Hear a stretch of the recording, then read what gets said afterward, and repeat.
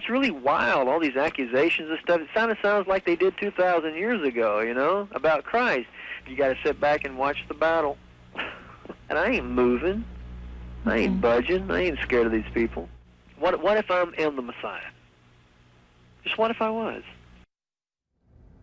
On this day, 30 years ago, agents with the ATF launched a raid on the Branch Davidian compound 13 miles outside of Waco near Elk. Thank you for joining us. I'm Lauren Westbrook. And I'm Gordon Collier. They were attempting to serve a search and arrest warrant for the leader, David Koresh, for stockpiling illegal weapons. In the gun battle that ensued, 4 ATF agents and 6 Branch Davidians were killed. That led to a 51-day standoff that ended with the compound burning to the ground, claiming the lives of 76 Branch Davidians.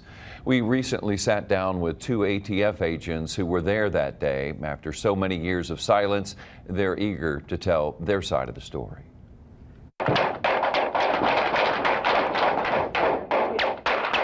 As we stepped off the trailer, it was just, like I said, it was just a wall of lead as we were running, trying to hopefully get into the building. As soon as those now famous horse trailers came to a stop, the ATF agents knew that this raid was a mistake. Or we played right into Koresh's hand because he was saying they're going to come and get us, and you know, this is what's going to happen, and that's what happened. Robert White and Blake Boteler were there that day for the biggest shootout in law enforcement history. The tactical commander made a choice. It's the wrong choice, no doubt about it. And it cost 4 agents' lives, and 6 Branch Davidians were also killed. The retired agents aren't shy about putting the blame squarely on the tactical commander, who gave the orders despite the fact that the Branch Davidians knew they were coming. I specifically heard an agent say, I don't even know who the agent was, but he said, if they know we're coming, then why are we going? Yeah. And we all think that, too. The agents say they're relieved to finally be able to tell their side of the story after years of what they say are misleading documentaries, movies, and books that are often one-sided. And we're just hoping that the truth gets out. The American people deserve to have the truth, and that means from all sides involved, not just from one side. They now admit that often the misinformation came from their own leaders. We understood and knew what happened while we were there those first few days. And so it was disheartening to sit there and see your leaders from headquarters going up there and saying things that you knew were blatantly false. Things like, we did not know that we had lost the element of surprise. We all knew that we had lost the element of surprise. One question that will most likely never be definitively answered is who fired first. I know, I was there, I know I heard it from the inside.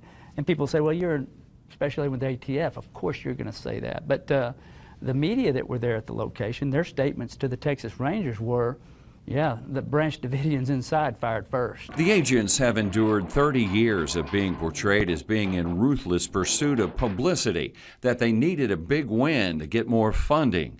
But they say the raid was more than a search warrant looking for illegal weapons. It was about stopping an unstable and unpredictable sect leader. I've had people tell me that, well, why didn't you just leave them alone? They just had guns out there and they weren't bothering anybody. But their plans were to bother people. They were putting together a plan to go into Waco, which they wanted to go into McDonald's and the bus station and places where there are a lot of people. And they were going to kill off all the non-believers, the people that didn't believe Koresh was Christ. Many have played off these plans as a simple test of loyalty among Koresh's most trusted warriors. But White wonders, what if they weren't? If you wait and see and then you end up with a bunch of people killed and hurt, then, you know, then who's wrong? Another question that often comes up, why stage a big raid when Koresh could easily be arrested on one of his regular trips into town? Blake Boteler doesn't believe that would have solved the bigger problem.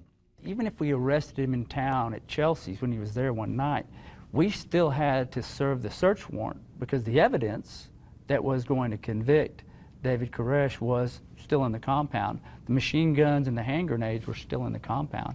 So we would still have to serve that warrant. And they say it didn't take them long to figure out there were indeed illegal weapons in the compound. When we're rolling up there, we're thinking, man, I hope there's a machine gun in here. I hope there's a hand grenade in here. But as the trailer doors opened and they opened up with the machine guns, we knew the warrant was good. 10 people died that day.